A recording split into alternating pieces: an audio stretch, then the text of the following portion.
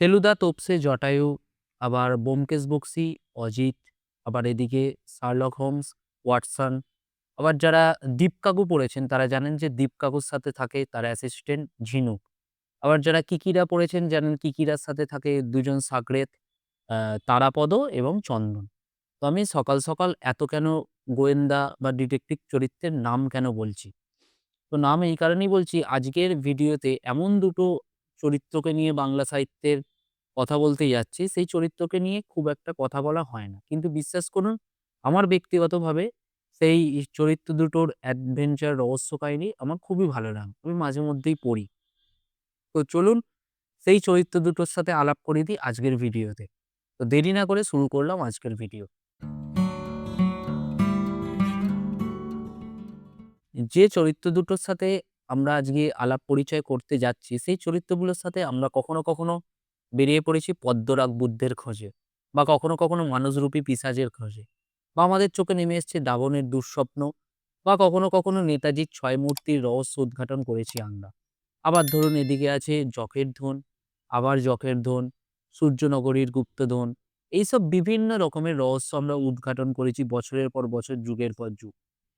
এই দুটো চরিত্রের বিভিন্ন অ্যাডভেঞ্চার কাহিনী আমাদের মতো বইপ্রেমীদের নিমজ্জিত করে রেখেছেন যুগের পর যুগ। এবং দুটো চরিত্রেরই স্রষ্টা হচ্ছেন বাংলা সাহিত্যের কিংবদন্তি হেমেন্দ্র কুমার রায়। তো অনেকেই ধরেই ফেলেছেন যে আজকে আমি দেখাবো আমার সংগ্রহে থাকা জয়ন্ত মানিক এবং বিমল কুমার সমগ্র এই দুটি বইকে। তো আমার কাছে যে এডিশনটা আছে সেটা হচ্ছে দ্বীপ প্রকাশনের, এবং দুটো বই খুব মোটা, মোটা। এই যে এখানে আছে ফার্স্ট হচ্ছে বিমল কুমার সমগ্র, এই যে এই বইটা। এবং তারপরে আছে হচ্ছে জয়ন্ত মানিক, এবং দুটো বই হচ্ছে অখণ্ড। এই যে জয়ন্ত মানিক সমগ্র। এবার এই দুটো বই কেনার পেছনে আমার একটা উদ্দেশ্য ছিল যে, ১ম উদ্দেশ্য তো গল্পগুলো পড়বো, কিন্তু দ্বীপ প্রকাশনের কেন কিনলাম? কেন কিনলাম না এই কারণে, বৈচিত্র্য.in যেখান থেকে আমি বই কিনি, ওখানে ছাড় চলছিল ভালো, এবং সেখানে দেখলাম যে ৳৯০০ র বই ৳৪৫০ য় দিচ্ছিল। বেশ কয়েক বছর আগেই আমার কেনা। তো সেইজন্য 50% ডিসকাউন্ট পেয়েছিলাম বলে এই দুটো বই কিনেছিলাম তখন। এবং আমি আশা করেছিলাম যে বই দুটোর পেজ কোয়ালিটি বা হয়তো কভারেজ খুব একটা ভালো হবে না, এত যখন ছাড় দিচ্ছে। কিন্তু দেখলাম না, যথেষ্টই ভালো। আপনাদের বইগুলো ডিটেইলস এ দেখাবো অবশ্যই। এবং তার আগে একটু বলে রাখি আমার কারেন্ট রিডিং আপডেট। আমি বে এখন যে বইটা পড়ছি সেই বইটা হচ্ছে ইমতিয়াজ শামীমের লেখা, এই যে এই বইটা 'শঙ্খগণ সলবকাল'। এটা একটা বড় উপন্যাস, ৪৫০ পৃষ্ঠার এবং অসাধারণ উপন্যাস। এই উপন্যাসটা নিয়ে বলতে গেলে অনেক কথাই বলা হবে।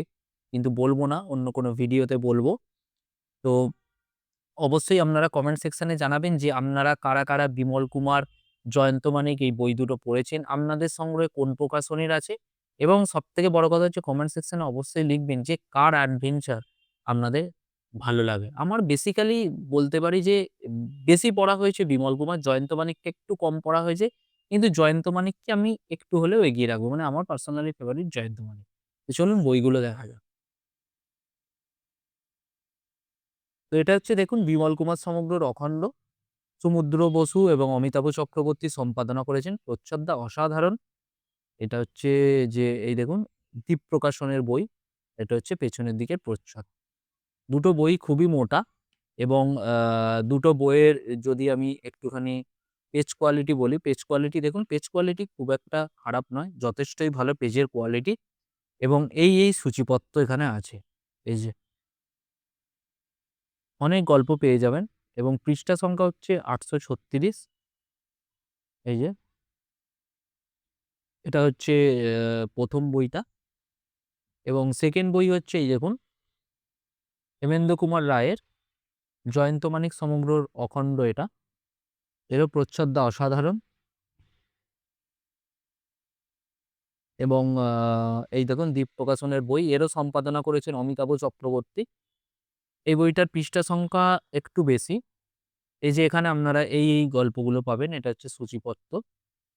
শুধু এখানেই নয়, এই যে ১০০০ পৃষ্ঠার কাছাকাছি বই, ১০১৯ পৃষ্ঠার কাছাকাছি বই, এবং সেম আগের বইটার মতো এরও পেজের কোয়ালিটি।